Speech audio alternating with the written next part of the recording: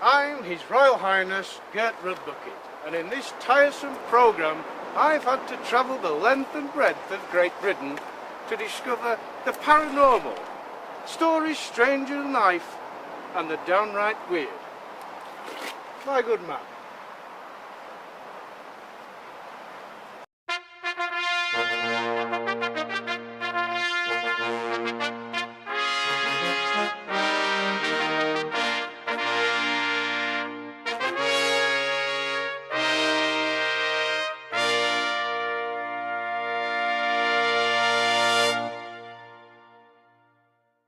Hello and welcome to another Gert's Bucket. Today we're at Muncaster Castle investigating yet more strange goings on. Reginald, there's a lot of it about nowadays, you know. Yo, watch your brap. Yes, there's loads of it going on and it needs to be stopped. That's why I'm here, Gert. Me and you taking on the world again. Yes, marvellous. Now the head groundsman of Muncaster is Mr. John Crisppacket. John, tell us your story. Well, hello, Your Highness. Me and the missus, she's a big fan, by the way.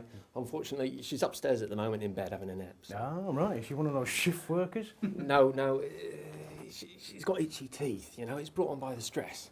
Yeah. Little picture of her. She'd love to meet you. If you'd like to pop up and say hello, you know, she'd love that. Is that her there? Now, John, tell us the rest of the story, will you? Well, you know, we were going on holiday, went off to, you know, somewhere nice and warm. A holiday? Yeah, right. yeah. What, like Mauritius? Yeah, Torremolinos. Yes, marvellous. Have you ever been to Torremolinos, Reginald? No, I'm not a big fan of Egypt. Great. John?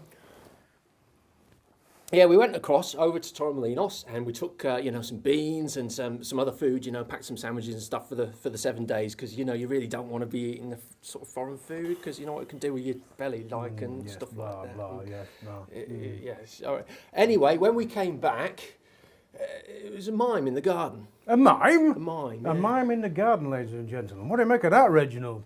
Well, I tell you something, Gert. Me and mimes don't get on, and if I was to see a mime today, it wouldn't be living tomorrow. Marvellous. Well, on that note, let's go and meet the silent squatter. Let's. Well, as you can see, ladies and gentlemen, there is indeed a mime in the grounds of Muncaster Castle. Now, tell me, John, how does that make you feel seeing a mime just sat there like that? It's very upsetting, Your Highness. It fills me with rage, it does. Yes, I can imagine, yes. Reginald, why don't you just go and do your psychic stuff on a mime and tell him to get out of the garden? I think I will, Gert. We've come too far. We've come too far to let somebody like this take us down. He's my friend and I'll not see him in rage. I'm going to take your rage.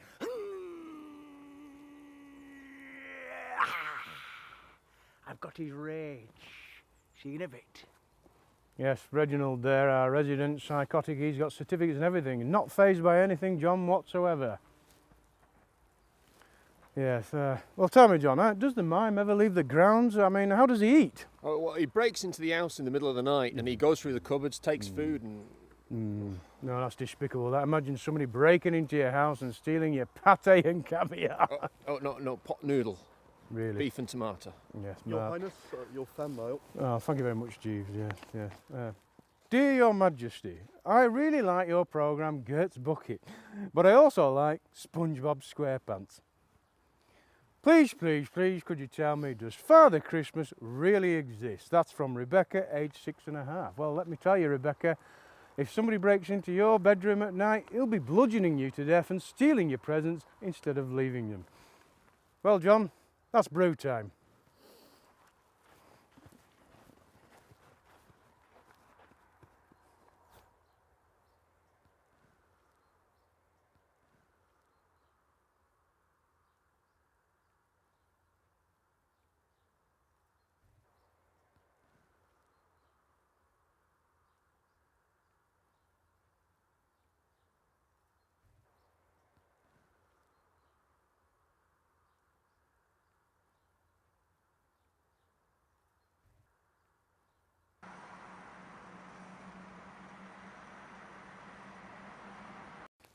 So, did you like our lass's cake then, Your Highness? Well, it was adequate.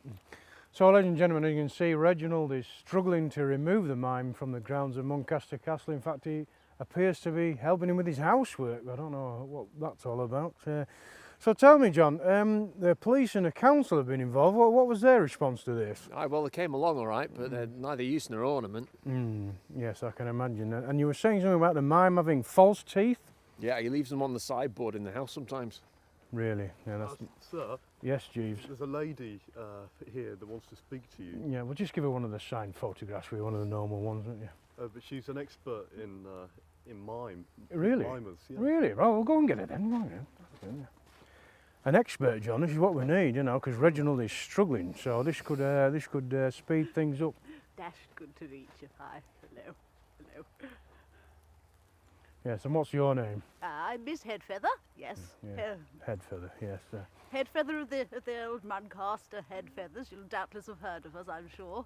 Yes, generations of Headfeathers in Muncaster.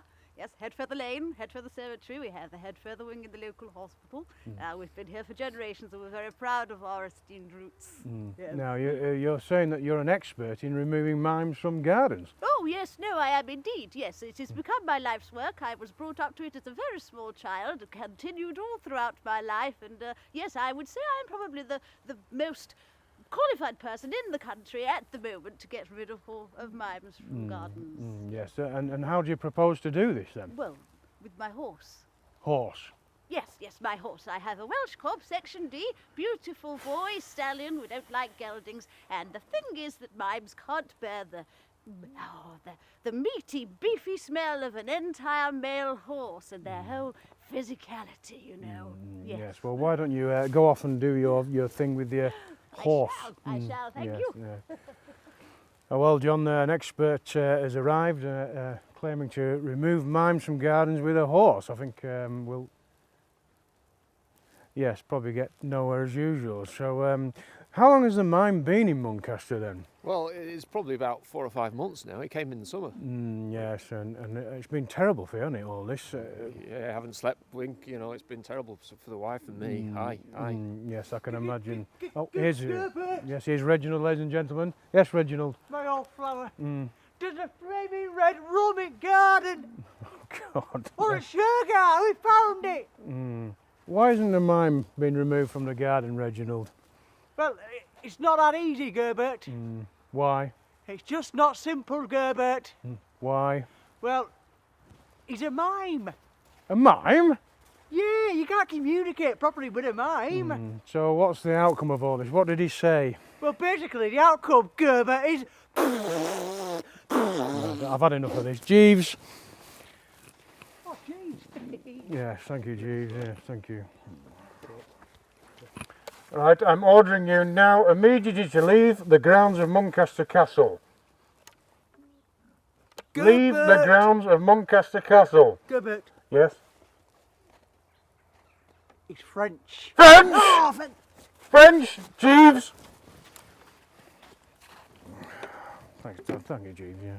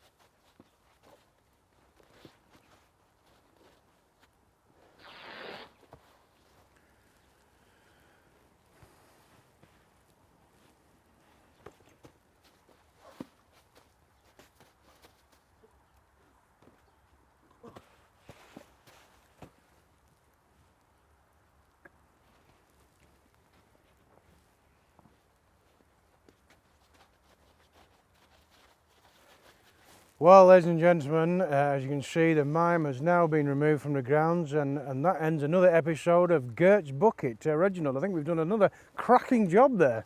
I think we have, Gerbert. We've done it again. And this time somebody's been lavicted. A job well done, Gerbert. Smashing.